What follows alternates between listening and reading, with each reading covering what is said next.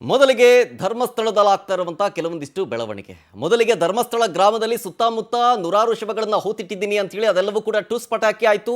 ಆತನನ್ನ ಎಸ್ಐಟಿ ವಿಚಾರಣೆ ಮಾಡ್ತಾ ಇದೆ. ಮತ್ತೊಂದು ಕಡೆ ಸುಜಾತಾ ಭಟ್ ಅನ್ನೋರು ಬಂದು ಅನನ್ಯ ಭಟ್ ಅಂತ ನನ್ನ ಮಗಳು ನಾಪತ್ತೆಯಾಗಿದ್ದಾರೆ, ಹುಡುಕಿ ಕೊಡಿ, ಅಂದರೆ ಅಟ್ಲೀಸ್ಟ್ ಅಸ್ತಿನಾದ್ರೂ ಕೊಡಿ, ನಾವು ಶವ ಸಂಸ್ಕಾರ ಮಾಡ್ಕೊಂತೀವಿ ಅಂತ ಹೇಳಿದಲ್ಲ.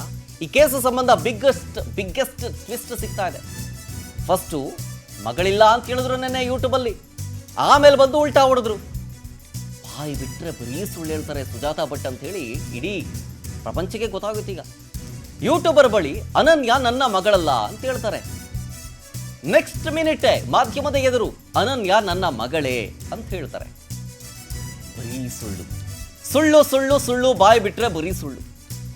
ಅನನ್ಯ ಕೇಸ್ನಲ್ಲಿ ಕ್ಷಣಕ್ಕೊಂದು ಬೆಳವಣಿಗೆಗಳಾಗ್ತಾ ಇದೆ. ಕುತಂತ್ರಗಳೆಲ್ಲವೂ ಕೂಡ ಬಯಲಾಗ್ತಾ ಇದ್ದಾವೆ. ಸುಜಾತಾ ಭಟ್ ಕುರಿತ ಸ್ಫೋಟಕ ಸುದ್ದಿಯನ್ನ ಪವರ್ ಟಿವಿಯೇ ಬಿಚ್ಚಿಟ್ಟಿತ್ತು. ಧರ್ಮಸ್ಥಳದ ವಿರುದ್ಧ ಗಿರೀಶ್ ಮಟ್ಟಣ್ಣ, ಜಯಂತಿ ಇಬ್ರು ಷಡ್ಯಂತ್ರ ಮಾಡ್ತಾ ಇದ್ದಾರೆ, ಸುಳ್ಳಿನ ಕಥೆಗಳನ್ನ ಸೃಷ್ಟಿ ಮಾಡ್ತಾ ಇದ್ದಾರೆ ಅಂತ ಹೇಳಿತ್ತು. ಪವರ್ ಟಿವಿ ಹೇಳಿದ್ದು 100% ನಿಜವಾಯಿತು. ಮೊದಲಿಗೆ ಇದ್ಯಾವುದನ್ನು ಕೂಡ ಒಪ್ಪಲಿಲ್ಲ. ಸೋಕಾಲ್ಡ್ ವಾಟ್ಸಪ್ ಯೂನಿವರ್ಸಿಟಿಯವರು ಯೂಟ್ಯೂಬ್ನಲ್ಲಿ AI ವಿಡಿಯೋವನ್ನ ನೋಡಿದಂಥವರು ಅದನ್ನೇ ಸತ್ಯ ಅಂತ ನಂಬ್ಕೊಂಡು ನಾವು ಹೇಳ್ತಿರೋದೇ ಸುಳ್ಳು ಅಂತ ಅಂದ್ಬಿಟ್ಟಿದ್ರು. ಈಗ ಗೊತ್ತಾಗ್ತಾ ಇದೆ ಪವರ್ ಟಿವಿ ಹೇಳಿದ್ದೇ ನಿಜ ಅಂತ. ನನಗೆ ಮಗಳೇ ಇಲ್ಲ ಅಂತ ಹೇಳಿ ಯೂಟ್ಯೂಬರ್ ಬಳಿ ಹೇಳಿಕೆಯನ್ನ ಕೊಡ್ತಾರೆ ಇದೇ ಸುಜಾತಾ ಭಟ್. ಗಿರೀಶ್ ಮಟ್ಟಣ್ಣ, ಜಯನ್ ಹೇಳದಂತೆಯೇ ನಾನು ಹೇಳಿದೆ ಅಂತ ಯೂಟ್ಯೂಬ್ನಲ್ಲಿ ಇದೇ ಸುಜಾತಾ ಭಟ್ ಅವರು ಹೇಳೋದು. ಅದರ ಜೊತೆಗೆ ಯಾವುದೋ ಆಸ್ತಿ ವಿಚಾರದ ಬಗ್ಗೆನೇ ಹೇಳುವಂತೆ ಮಟ್ಟಣ್ಣ, ಜಯಂತಿ ಹೇಳಿದ್ರು. ನಾನು ತೋರಿಸಿದ್ದು ವಾಸಂತಿ ಫೋಟೋನೇ ಹೌದು, ಅನನ್ಯ ಫೋಟೋ ಅಲ್ಲ ಅದು, ನನಗೆ ಮಗಳೇ ಇಲ್ಲ ಹೀಗಂತ ದೂರುದಾರೆ ಸುಜಾತಾ ಭಟ್ ಅವರು ಹೇಳಿದ್ದಾರೆ. ಈ ರೀತಿಯಾಗಿ ಹೇಳುವಂತ ನನಗೆ ಮಟ್ಟಣ್ಣ, ಜಯಂತಿ ಫೋರ್ಸ್ ಮಾಡಿದ್ರು. ಮಟ್ಟಣ್ಣ, ಜಯಂತಿ ಹೇಳದಂತೆಯೇ ನಾನು ಇಷ್ಟೆಲ್ಲ ಹೇಳಿದ್ದೀನಿ. ಆದರೆ ಇದು ಸಮಾಜದಲ್ಲಿ ಇಷ್ಟೊಂದು ದೊಡ್ಡ ಮಟ್ಟದಲ್ಲಿ ಚರ್ಚೆ ಆಗುತ್ತೆ, ಎಫೆಕ್ಟ್ ಬೀಳುತ್ತೆ ಅಂತ ಗೊತ್ತಿರಲಿಲ್ಲ ನನಗೆ. ಎರಡೆರಡು ಬಾರಿ ಗಿರೀಶ್ ಮಟ್ಟಣ್ಣ ನನ್ನನ್ನ ಮೀಟ್ ಮಾಡಿದ್ರು. ಶ್ರೀ ಕ್ಷೇತ್ರ ಧರ್ಮಸ್ಥಳದ ಬಗ್ಗೆ ನಾನು ಸುಳ್ಳು ಕಟ್ಟು ಕಥೆಗಳನ್ನ ಹೇಳಿದ್ದೀನಿ, ಕಟ್ಟು ಕಥೆಗಳನ್ನ ಕಟ್ಟಿದ್ದೀನಿ. ಕರ್ನಾಟಕದ ಜನತೆಗೆ ನಾನು ಈ ಮೂಲಕ ಕ್ಷಮೆ ಕೇಳ್ತೀನಿ ಅಂತಂದ್ರು ಸುಜಾತಾ ಭಟ್ ಅವರು. ಜೊತೆಗೆ ಧರ್ಮಸ್ಥಳಕ್ಕೂ ನಾನು ಕ್ಷಮೆ ಕೇಳ್ತೀನಿ, ದಯವಿಟ್ಟು ಇಲ್ಲಿಗೆ ನನ್ನನ್ನು ಮುಕ್ತಿಗೊಳಿಸಿ ಹೀಗಂತ ಯೂಟ್ಯೂಬ್ ಸಂದರ್ಶನವೊಂದರಲ್ಲಿ ಸುಜಾತಾ ಭಟ್ ಅವರು ಹೇಳಿದ್ದು. ನೋಡಿ, ಕೇಳಿಸ್ಕೊಳ್ಳಿ. ಕರ್ನಾಟಕದ ಮಿಸ್ಟ್ರಿ ಲೇಡಿ ಸುಜಾತಾ ಭಟ್ ಇವತ್ತು ಅವ್ರು ನನ್ನ ಜೊತೆಗಿದ್ದಾರೆ. ಮಗಳ ಅಸ್ಥಿ ಕೇಳ್ಕೊಂಡು ಬಂದರು. ಪ್ರತಿಯೊಬ್ಬರಿಗೂ ಆಸ್ತಿ ಅಂದರೆ ಅವರ ಮರ್ಯಾದೆ, ಆದರೆ ಅವರಿವತ್ತು ಮಗಳ ಅಸ್ಥಿ ಕೇಳ್ಕೊಂಡು ಬಂದಮೇಲೆ ಅವರ ಮರ್ಯಾದೆನೇ ದೊಡ್ಡ ಪ್ರಶ್ನೆ ಆಗಿಬಿಟ್ಟಿದೆ. ಅವರಿಗೆ ಸಾಕಷ್ಟು ಪ್ರಶ್ನೆಗಳು ಕೇಳೋಕಿದೆ ಕರ್ನಾಟಕದ ಜನತೆ. ಅನನ್ಯ ಭಟ್ ಕತೆ ಏನು, ಅವ್ರ ಕತೆ ಏನು ಅಂತ ಬನ್ನಿ ಸುಜಾತಾ ಭಟ್ ಅವ್ರನ್ನೇ ಮಾತಾಡ್ಸೋಣ. ನಮಸ್ಕಾರ. ನಮಸ್ಕಾರ ಅಮ್ಮ, ನಾನು ಡೈರೆಕ್ಟಾಗಿ ಕ್ವೆಶ್ಚನ್ ಕೇಳಿಬಿಡ್ತೀನಿ. ಅನನ್ಯ ಭಟ್ ನಿಮ್ಮ ಮಗಳು ಅನ್ನೋ ಕತೆ ಸತ್ಯನಾ ಸುಳ್ಳ? ಸುಳ್ಳು. ಅನನ್ಯ ಭಟ್ ಅನ್ನೋ ಮಗಳೇ ಇರಲಿಲ್ಲ ನಿಮಗೆ? ಯಾಕಮ್ಮ ಸುಳ್ಳು ಹೇಳಿದ್ರಿ? ಕೆಲವರು ವ್ಯಕ್ತಿಗಳು ಹೇಳು ಅಂತ ಹೇಳಿದರು, ಹಾಗಾಗಿ ನಾನು ಅದನ್ನು ಹೇಳಬೇಕಾಗಿದ್ದ ಪರಿಸ್ಥಿತಿ ಬಂತು. ಯಾವ ವ್ಯಕ್ತಿ ಹೇಳಿದ್ದು? ಗಿರೀಶ್ ಮಟ್ಟಣ್ಣ, ಜಯಂತಿ ಟಿ ಇವರೆಲ್ಲ ಹೇಳಿದರು.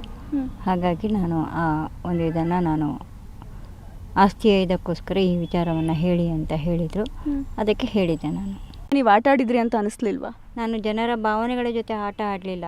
ಆಟ ಆಡುವ ಹಾಗೆ ಇವರೆಲ್ಲ ಮಾಡಿದರು ನನ್ನನ್ನು, ನನ್ನ ತಲೆಯನ್ನು ಇದು ಮಾಡಿ ಪ್ರವೋಕ್ ಮಾಡಿ. ಜಸ್ಟ್ ನಿಮಗೆ ನಿಮ್ಮ ಆಸ್ತಿ ಬೇಕಿತ್ತು, ಆಸ್ತಿ ಬೇಕಿತ್ತು ಅನ್ನೋದಕ್ಕಿಂತ ಹೆಚ್ಚಾಗಿ ನಿಮ್ಮ ಸೈನ್ ತಗೋಬೇಕಿತ್ತು ಅನ್ನೋ ಒಂದೇ ಒಂದು ಕಾರಣಕ್ಕೆ ಅನನ್ಯ ಭಟ್ ಅನ್ನೋ ಹೆಸರನ್ನು ನೀವು ತಂದ್ರಿ. ಹೌದು, ಅದು ಸೈನ್ ತಗೊಳ್ಬೇಕಾಗಿತ್ತು. ಆಮೇಲೆ ದೇವರನ್ನು ಇವರು ಜೈನರಿಗೆ ಕೊಟ್ಟರು ಅನ್ನುವಂತಹ ನೋವು ನನ್ನಲ್ಲಿ ಇದೆ.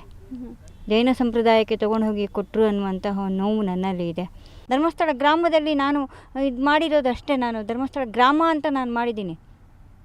ಧರ್ಮಸ್ಥಳ ದೇವರಿಗೆ ಆಗಿರಲಿ ಅಥವಾ ನಾನು ವೀರೇಂದ್ರ ಹೆಗ್ಡೆ ಅಥವಾ ಯಾರಿಗೂ ನಾನು ಧಕ್ಕೆ ತಂದಿಲ್ಲ. ನಾನು ಎಲ್ಲೂ ಅವರನ್ನು ಬೆಟ್ಟು ಮಾಡಿ ತೋರಿಸಲಿಲ್ಲ. ನಾನು ಕೇಳ್ತಾ ಇರೋದು ನನ್ನ ಮನೆಯ ದೇವರನ್ನು, ನನ್ನ ತಾತನ ದೇವರನ್ನು ಇವರು ಯಾಕೆ ಹೇಗೆ ಇದು ಮಾಡಿದರು ಅನ್ನೋದು ಒಂದೇ. ನನ್ನ ಫ್ಯಾಮಿಲಿಯವರು ಯಾಕೆ ಕೊಟ್ಟರು ಅನ್ನೋದೇ ನನಗೆ ಒಂದು ಪ್ರಶ್ನೆ. ಧರ್ಮಸ್ಥಳ ಗ್ರಾಮದಲ್ಲಿ ನಾನು ಇದು ಮಾಡಿರೋದಷ್ಟೇ. ನಾನು ಧರ್ಮಸ್ಥಳ ಗ್ರಾಮ ಅಂತ ನಾನು ಮಾಡಿದ್ದೀನಿ. ಧರ್ಮಸ್ಥಳ ನೋಡಿದ್ರಲ್ಲ ಈ ವಿಡಿಯೋ.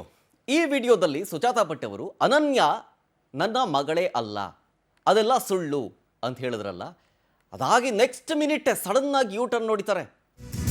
ಇದೇ ಸುಜಾತಾ ಭಟ್ ಅವರು ಸಡನ್ ಆಗಿ ಯೂಟರ್ನ್ ನೋಡಿರೋದು.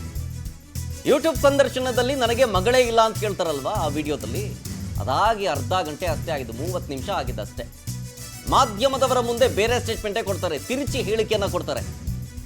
ನಾನು SIT ಮುಂದೆನೇ ಎಲ್ಲ ಹೇಳ್ತೀನಿ ಹೀಗಂತ ಸುಜಾತಾ ಭಟ್ ಅವರು ಖ್ಯಾತೆ ತೆಗಿತಾರೆ. ಮಾಧ್ಯಮದ ಮುಂದೆ ಅವ್ರು ಹೇಳಿದ್ದೇನು ಗೊತ್ತಾ, ಯೂಟ್ಯೂಬರ್ ಬಲವಂತವಾಗಿ ನನ್ನನ್ನು ಕಾರ್ನಲ್ಲಿ ಕೂರಿಸಿದ್ವಿ, ಅದನ್ನ ಹೇಳಿಸಿದ್ರು, ಇಂತಿಂತವರ ಹೆಸರು ಹೇಳಿ ಅಂತ ಯೂಟ್ಯೂಬರ್ಸ್ ಹೇಳಿದ್ರು. ಅನನ್ಯ ಭಟ್ ಇದ್ದಾಳೆ, ಆಕೆ ನನ್ನ ಮಗಳೇ, ಹೀಗಂತ ಸುಜಾತಾ ಭಟ್ ಯೂಟರ್ನ್ ಅನ್ನ ಹೊಡೆದಿದ್ರು.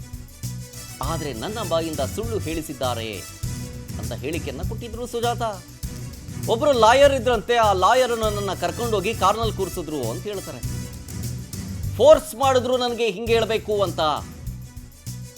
ಇದು ಸುಜಾತಾ ಭಟ್ ಅವರೇ ಮತ್ತೆ ಯೂಟರ್ನ್ ನೋಡ್ದಿದ್ದು. ಗಿರೀಶ್ ಮಟ್ಟಣ್ಣ ಮತ್ತು ಗ್ಯಾಂಗ್ನಿಂದ ಒತ್ತಡಕ್ಕೇನಾದರೂ ಉಲ್ಟಾ ಹೊಡೆದ್ರ ಅನ್ನುವಂಥ ಅನುಮಾನ ಈಗ ವ್ಯಕ್ತವಾಗ್ತಾ ಇದೆ. ನನಗೆ ಮಗಳೇ ಇಲ್ಲ ಅಂಥೇಳಿ ದಿಢೀರ್ ಉಲ್ಟಾ ಹೊಡೆದಿದ್ಯಾಕೆ, ಮತ್ತೆ ಯೂಟರ್ನ್ ನೋಡ್ದಿದ್ಯಾಕೆ, ಹೀಗೆ ಹಲವು ಪ್ರಶ್ನೆಗಳು. ಆ ಯೂಟ್ಯೂಬ್ ವಿಡಿಯೋ ಹರಿಬಿಟ್ಟ ನಂತರ ಅಲ್ಲಿ ಸಂದರ್ಶನ ಕೊಟ್ಟ ನೆಕ್ಸ್ಟ್ 30 ಮಿನಿಟ್ಸ್ ಆದಮೇಲೆ ಮಾಧ್ಯಮದ ಮುಂದೆ ಏನಂದ್ರು ಗೊತ್ತಾ, ಕೇಳಿ ನೀವೇ. ಅದೇ ಒಂದು ಚಾನಲ್, ಯೂಟ್ಯೂಬ್ ಚಾನಲ್ನವರು ಇಂಥವ್ರ ಹೆಸರು ಹೇಳಿ ಹೀಗೆ ಮಾಡಿ ಅಂತ ಹೇಳಿ ನನ್ನನ್ನು ಪ್ರವೋಕ್ ಮಾಡಿ ಆಸ್ತಿಗೋಸ್ಕರ ಇದು ಮಾಡಿದ್ದೀನಿ, ಇಂಥವ್ರದನ್ನ ಈ ರೀತಿ ಹೋಗಿದ್ದೀನಿ ಅಂತ ಎಲ್ಲ ಹೇಳಿ ನಿಮಗೆ ನಾನು ಸಹಾಯ ಮಾಡ್ತೀನಿ ಅಂತ ಹೇಳಿ ನನ್ನನ್ನು ಈ ರೀತಿ ಇದು ಮಾಡಿಕೊಂಡು, ನನಗೆ ಬುದ್ಧಿ ಇದೆ ಇಲ್ಲ ಅಂತ ಹೇಳ್ತಾ ಇಲ್ಲ. ದಯವಿಟ್ಟು ನಾನು SIT ಯಲ್ಲಿ ಏನು ಹೇಳಬೇಕು ಅದನ್ನ ನಾನು ಪ್ರೂವ್ ಮಾಡ್ತೀನಿ. ಇಡೀ ಕೇಸಿಗೆ ಸಂಬಂಧಪಟ್ಟಾಗೆ ಅನನ್ಯ ಭಟ್ ಅನ್ನೋ ಒಂದು ಇದ್ದಾಳೆ, ಕ್ಯಾರೆಕ್ಟರ್ ಇದ್ದಾಳೆ, ಇಲ್ಲ ಅಂತ ನಾನು ಹೇಳಲ್ಲ. ಅನನ್ಯ ಭಟ್ ಇದ್ದಾಳೆ, ನನ್ನ ಮಗಳೇ, ಆಯ್ತಾ? ಅವ್ರು ಇಲ್ಲ ಅಂತ ಹೇಳಿಸಿ ನನ್ನನ್ನು ಈ ರೀತಿ ಪ್ರವೋಕ್ ಮಾಡಿದ್ದಾರೆ. ದಯವಿಟ್ಟು ಇಲ್ಲಿಗೆ ಸ್ಟಾಪ್ ಮಾಡಿ, ಆಯ್ತಲ್ಲ? ನಾನು SIT ಯಲ್ಲಿ ಹೋಗಿ SIT ತನಿಖೆಗೆ ಹೋಗ್ತಾ ಇದ್ದೀನಿ. ದಯವಿಟ್ಟು ಯಾವಾಗ ಹೋಗ್ತೀನಿ ಅಲ್ಲಿಗೆ ನಾನು ನಿಮ್ಗೆ ಕಾಲ್ ಮಾಡ್ತೀನಿ. ಅಲ್ಲಿ ಏನ್ ನಡೀತಾ ಇದೆ ಅದನ್ನ ನನ್ಗೆ ಸೂಕ್ತವಾಗಿ ನಾನು ನಿಮ್ಗೆ ತಿಳಿಸ್ತೀನಿ. ಆದ್ರೆ ಈ SIT ನಡೆಸಿರುವಂತ ಇನ್ವೆಸ್ಟಿಗೇಷನ್ಗೂ ಧರ್ಮಸ್ಥಳ ಪ್ರಕರಣಕ್ಕೂ ಅನಿತಾ ಭಟ್ ಯಾವುದೇ ರೀತಿ ಸಂಬಂಧ ಇಲ್ಲ, ಅನನ್ಯ ಭಟ್ಗೆ ಅದಕ್ಕೂ ಸಂಬಂಧ ಇಲ್ಲ ಅಂತ. ಅನನ್ಯ ಭಟ್ಗೂ ಈ ಧರ್ಮಸ್ಥಳ ಪ್ರಕರಣಕ್ಕೂ ಸಂಬಂಧ ಇಲ್ಲ ಅಂತ ನೇರವಾಗಿ ಹೇಳ್ತಾರೆ. ಹೌದು. ಈ ಅನನ್ಯ ಭಟ್ಟನ ಈ ಕೇಸಲ್ಲಿ ತರೋದಕ್ಕೆ, ಈ ರೀತಿಯೆಲ್ಲ ನಿಮ್ಗೆ ಹೇಳ್ಕೊಡೋದಕ್ಕೆ ಕೇಳಿದಂತ ವ್ಯಕ್ತಿ ಯಾರು? ಯಾವುದು? ಈ ಅನನ್ಯ ಭಟ್ಟನ ಧರ್ಮಸ್ಥಳ ಕೇಸಿಗೆ ಸಂಬಂಧಪಟ್ಟಾಗೆ ಮಾತಾಡಿ ಅವರ ಅಸ್ಥಿಯನ್ನು ಹುಡ್ಕೊಡಿ ಅಂತ ಹೇಳಿ ಹೇಳಿದ್ರಲ್ಲ, ಯಾರು ಹೇಳ್ಕೊಟ್ಟಿದ್ರು? ಅದು ನಾನೇ ಸ್ವತಃ ನಾನು ಹೋಗಿರೋದು. ಇದನ್ನ ಇವತ್ತು ಪ್ರವೋಕ್ ಮಾಡಿ ನನ್ನನ್ನ ಈ ರೀತಿ ಒಂಥರ ರೌಡಿಸಮ್ ಮಾಡಿ ಕಾರ್ ಒಳಗಡೆ ಕೂರಿಸಿಟ್ಟು ನನ್ನನ್ನ ಇದು ಮಾಡಿರೋದು, ಹೊರಗಡೆ ಬರ್ಲಿಕ್ಕೆ ಬಿಡ್ಲಿಲ್ಲ. ಏನಂತ ಹೇಳಿ ಕರ್ಕೊಂಡು ಒಬ್ರು ಲಾಯರ್ ಕರ್ಕೊಂಡು ಹೋಗಿರೋದು ನನ್ನನ್ನ. ಅವ್ರು ಹೀಗೀಗೆ ಬರ್ತಾರೆ, ಅವರಿಗೆ ನೀವು ಈ ರೀತಿ ಹೇಳ್ಬೇಕು, ಈ ರೀತಿ ಮಾಡಿ ಅಂತ ಆ ಲಾಯರ್ ನನ್ನನ್ನ ಹೇಳಿಸ್ಬಿಟ್ಟು ನಮ್ಗೆ ಬೇಕಾಗಿದ್ದವರು ಅಂತ ಹೇಳಿ, ಆಮೇಲೆ ನಾನು ಏನು ಈ ರೀತಿ ಹೇಳಿಸ್ಬಿಟ್ಟು ಇವರ ಹೆಸರನ್ನೆಲ್ಲ ಹೇಳಿ ಅಂತ ಹೇಳಿದ್ರು. ಗಿರೀಶ್ ಮಟ್ಟಣ್ಣವ್ರ ಹೆಸರನ್ನ ಹೇಳೋದಕ್ಕೆ ಹೌದು ಹೇಳಿದ್ರು. ಗಿರೀಶ್ ಮಟ್ಟಣ್ಣ, ಮಹೇಶ್ ಶೆಟ್ಟಿ ತಿಮಾರೋಡಿ, ಆಮೇಲೆ ಇನ್ಯಾರದ 1-2 ಜನರದ್ದು ಹೆಸರು ಹೇಳಿ ಅಂತ ಹೇಳಿದ್ರು. ನಾನು ಅದಕ್ಕೆ ಏನಕ್ಕೆ ಹೇಳಬೇಕು ಅಂತ ನಾನು ಕೇಳಿದೆ ಅವ್ರ ಹತ್ರ ಮಾತಾಡುವಾಗ. ಇಲ್ಲ, ನೀವು ಹೀಗೆ ಹೇಳಿದ್ರೆ ನಾನು ನಿಮ್ಮನ್ನ ಬಚಾವ್ ಮಾಡ್ತೀನಿ ಅಂತ ಹೇಳಿದ್ರು. ಹೇಳ್ಕೊಟ್ಟಿಲ್ಲ, ಯಾರು ಹೇಳಿಕೊಡ್ಲಿಲ್ಲ. ಇದು ಸತ್ಯಕ್ಕೆ ದೂರ. ನನ್ನ ಅನನ್ಯ ಭಟ್ ನನ್ನ ಮಗಳೇ, ಆಯ್ತಲ್ಲ? ಅದನ್ನ ಎಲ್ಲಿ ನಾನು ಪ್ರೂವ್ ಮಾಡ್ಬೇಕು ನಾನು ಅಲ್ಲಿ ಮಾಡ್ತೀನಿ. ದಯವಿಟ್ಟು SIT ಗೆ ಹೋಗೋ ತನಕನು ನೀವು ಯಾರು ನನಗೆ ತೊಂದರೆ ಕೊಡಬೇಡಿ. ಅದು ಬೇರೆ ವಿಚಾರ. ನಾನು ಆಸ್ತಿಯನ್ನ ಇದಕ್ಕೆ ಯಾವುದಕ್ಕೂ ತರಬೇಡಿ.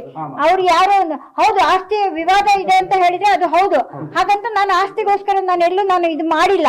ಹೌದು ಹೇಳಿದ್ರು, ನಿಮ್ಗೇನ್ ಬೇಕೋ ಸಹಾಯ ಮಾಡ್ತೀನಿ, ಯಾವ ರೀತಿ ಸಹಾಯ ಮಾಡ್ಬೇಕು ಮಾಡ್ತೀನಿ, ನೀವು ಈ ರೀತಿ ಹೇಳಿ ಅಂತ ಹೇಳಿದ್ರು. ನಾನ್ ದುಡ್ಡಿನ ಆಸೆಗೆ ಹೋಗ್ಲಿಲ್ಲ, ಅದು ಅರ್ಥ ಮಾಡ್ಕೊಳ್ಳಿ. ನನ್ಗೆ ನ್ಯಾಯ ಬೇಕು, ನನ್ನ ಮಗಳಿಗೆ ನ್ಯಾಯ ಬೇಕು, ಅಷ್ಟಕ್ಕೆ ನಾನು ಸೀಮಿತವಾಗಿದ್ದೀನಿ. ನಾನು ಎಲ್ಲಿ ಹೇಳ್ಬೇಕು ಅಲ್ಲಿ ಹೇಳ್ತೀನಿ, ಸಾಕು. ದಯವಿಟ್ಟು ನಾನು SIT ಮುಂದೆ ನಾನು ಹೋಗ್ತಿದ್ದೀನಿ, ಯಾವಾಗ ಹೋಗ್ತೀನಿ ಆವಾಗ ನಿಮ್ಮನ್ನೆಲ್ಲರನ್ನು ಕರೆಸ್ತೀನಿ, ಅಲ್ಲಿ ನಾನು ನಿಮ್ಗೆ ಸ್ಟೇಟ್ಮೆಂಟ್ ಕೊಡ್ತೀನಿ. ಅದೇ ಒಂದು ಚಾನಲ್ ಡೀಟೇಲ್ಸ್ ಕೊಡ್ತಾರೆ ಓವರ್ ಆಲ್ ಈ ವಿಚಾರಕ್ಕೆ ಸಂಬಂಧಪಟ್ಟಂತೆ ನಮ್ಮ ಪ್ರತಿನಿಧಿ ರೂಪೇಶ್ ಬೈಂದೂರು ಧರ್ಮಸ್ಥಳದಿಂದ ಲೈವ್ನಲ್ಲಿ. ರೂಪೇಶ್, ನೆನ್ನೆ ಆದಂಥ ಕೆಲವೊಂದಿಷ್ಟು ಬೆಳವಣಿಗೆಗಳನ್ನು ನೋಡಿದ್ರಿ, ಗಮನಿಸಿದ್ರಿ. ಇವರನ್ನ ಸಪೋರ್ಟ್ ಮಾಡಿಕೊಂಡು ಇವ್ರು ಹೇಳಿದ್ದೇ ನಿಜ ಅಂತೇಳಿ ವಾದಿಸ್ತಿದ್ದಂತಹ ಒಂದಷ್ಟು ಯೂಟ್ಯೂಬರ್ಸ್ಗಳನ್ನು ನೋಡ್ತಾ ಇದ್ರೆ ಇವಾಗ ಈ ಸಿನಿಮಾ ಹಾಡುಗಳೆಲ್ಲ ನೆನಪಾಗ್ತಾ ಇದೆ ಒಂದು ರೌಂಡ್ ತಲೆಯಲ್ಲಿ. ಈ ಕುರಿಗಳು ಸಾರ್ ಕುರಿಗಳು ಅನ್ನುವಂಥ ಸಾಂಗ್ಗಳು ನೆನಪಾಗ್ತವೆ, ಇನ್ನೇನು ಬೇರೆ ಬೇರೆ ವಿಚಾರಗಳೆಲ್ಲ ನೆನಪರ್ತವೆ. ಬಟ್ ಇದನ್ನ ನಂಬಿ ಮೋಸ ಹೋದವರು ಹಲವಾರು. ಓವರ್ ಆಲ್ ನಿನ್ನೆ ಆದಂಥ ಬೆಳವಣಿಗೆ ಬಗ್ಗೆ ಹೇಳೋದಾದ್ರೆ ನಿಜ. ಯಾಕಂದ್ರೆ ಸುಜಾತಾ ಭಟ್ ಕ್ಷಣಕ್ಕೊಂದು ಹೇಳಿಕೆಯನ್ನು ಕೊಡ್ತಾ ಇದ್ದಾರೆ. ನಾಳೆ ಬೇರೆದೇ ರೀತಿಯಾಗಿರ್ತಕ್ಕಂಥ ಹೇಳಿಕೆಗಳನ್ನ ಕೊಡಬಹುದು. ಯಾಕಂತ ಹೇಳಿದ್ರೆ ನಾಳೆ ಬೇರೆದೇ ಅರ್ಥ ಬರುವಂತ ಹೇಳಿಕೆಯನ್ನು ಕೊಡಬಹುದು. ಯಾಕಂತ ಹೇಳಿದ್ರೆ ಯೂಟ್ಯೂಬ್ ಬಳಿ ಒಂದು ಹೇಳ್ತಾರೆ, ಮಾಧ್ಯಮಗಳಲ್ಲಿ ಬಳಿ ಒಂದು ಹೇಳ್ತಾರೆ. ಹೀಗಾಗಿ ಒಂದು ಸ್ಪಷ್ಟ ಒಂದು ಕ್ಲಾರಿಟಿ ಅಂತೂ ಇಲ್ಲ. ಒಂದು ವಿಚಾರ ಸ್ಪಷ್ಟ ಆಗುತ್ತೆ. ಯಾಕಂತ ಹೇಳಿದ್ರೆ SIT ಅವರಿಗೆ ನಿಮ್ಮಲ್ಲಿ ಏನೇನು ದಾಖಲೆಗಳಿದೆ ಎಲ್ಲದಕ್ಕೂ ತೆಗೆದುಕೊಂಡು ಬನ್ನಿ, ಅಲ್ಲ ನೀವು ಹೇಳದಲ್ಲೇ ಬರ್ತೀವಿ, ಹೀಗಾಗಿ ನಿಮ್ಮ ಹೇಳಿಕೆಯನ್ನು ದಾಖಲಿಸಿ ಮಾಡ್ಕೊಳ್ತೀವಿ, ಹೆಚ್ಚಿನ ಮಾಹಿತಿಗಳನ್ನು ಕೊಡ್ತೇವೆ ಅಂತೇಳಿ ಅದಕ್ಕೂ ಕೂಡ ಸುಜಾತಾ ಭಟ್ ಹಾಜರಾಗಿರ್ಲಿಲ್ಲ. ಹೀಗಾಗಿ 29ಕ್ಕೆ ಹಾಜರಾಗ್ತೀನಿ, ನನಗೆ ಆರೋಗ್ಯ ಸಮಸ್ಯೆ ಇದೆ ಅಂತ ಹೇಳ್ತಾರೆ. ಉಳಿದ ವಿಚಾರ ಎಲ್ಲ ಮಾತಾಡ್ತಾರೆ. ಆದ್ರೆ ಇಲ್ಲಿಗ ದಾಖಲೆಗಳು ಕೊಡ್ಲಿಕ್ಕೆ ಏನ್ ಸಮಸ್ಯೆ ಅಂತೇಳಿ ಕೇಳಿದಾಗ ಏನೂ ಉತ್ತರ ಇಲ್ಲ.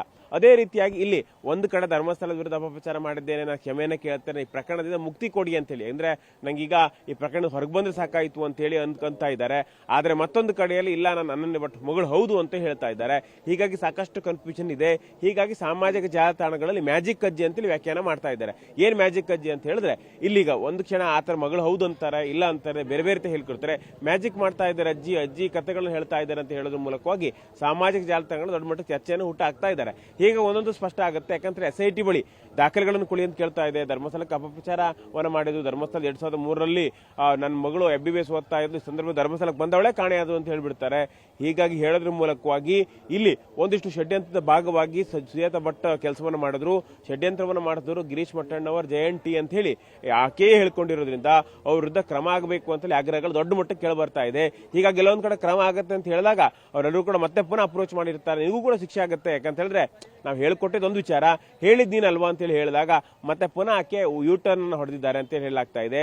ಹೀಗಾಗಿ ಮತ್ತೆ ಪುನಃ SIT ಮುಂದೆ ತನಿಖೆಗೆ ಬರಬೇಕು, SIT ಮುಂದೆ ಹೇಳ್ಕೋಬೇಕು. ಇದೆಲ್ಲವೂ ಕೂಡ ಯಾಕೆ ಹೌದು ಅಲ್ಲ ಅನ್ನೋ ವಿಚಾರ SIT ಮೂಲಕವೇ ಬೆಳಕಿಗೆ ಬರಲಿ, SIT ಮುಂದೆ ಹಾಜರಾಗಲಿ ಅಂತೇಳಿ ಒಂದಿಷ್ಟು ಆಗ್ರಹಗಳು ಕೂಡ ಕೇಳಿ ಬರ್ತಾ ಇದೆ. ಒಟ್ಟಾರಾಗಿ ಈ ಪ್ರಕರಣ ಸಂಬಂಧಪಟ್ಟಂತೆ ದಿನಕ್ಕೊಂದು ಹೇಳಿಕೆಯನ್ನು ಕೊಡೋದ್ರ ಮೂಲಕವಾಗಿ ದಾರಿ ತಪ್ಪಿಸಿದಂತೂ ಸ್ಪಷ್ಟವಾಗ್ತಾ ಹೋಗುತ್ತೆ. Sharath. Okay, thank you Rupesh ಡೀಟೇಲ್ಸ್ಗಾಗಿ.